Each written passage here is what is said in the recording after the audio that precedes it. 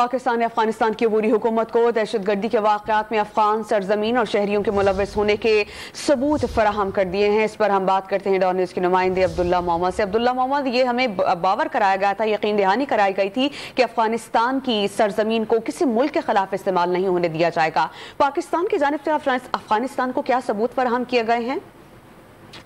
اتفاق خواجہ محمد آصف کی سربراہی میں پاکستانی حکومت نے گزشتہ روز کابل کا دورہ کیا تھا، جس میں D G I S I Nadeem Anjum سمیت دیگر عہدیداران موجود ہیں۔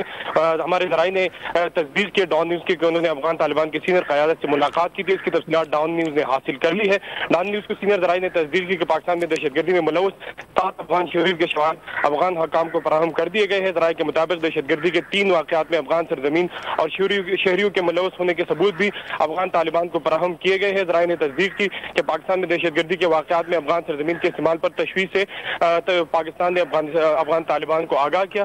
افغان حکومت سے سابق پاکستان کی جو عسکری قیادت ہے جو اس کی کمٹمنٹ ہوئی تھی، اس سے یقین دہانی ہوئی تھی، اس کی تفصیلات بھی طلب کر لی گئی ہے۔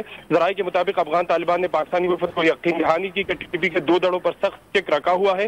افغان حکومت کی جانب سے افغانستان کی سرزمین پاکستان کے خلاف استعمال نہ ہونے کی یقین دہانی کرائی گئی ہے۔ ہمارے ذرائع نے کہا کہ افغان طالبان نے پاکستانی ویزوں کے حوالے سے مشکلات کے حوالے سے پاکستانی وفد کو آگاہ کیا۔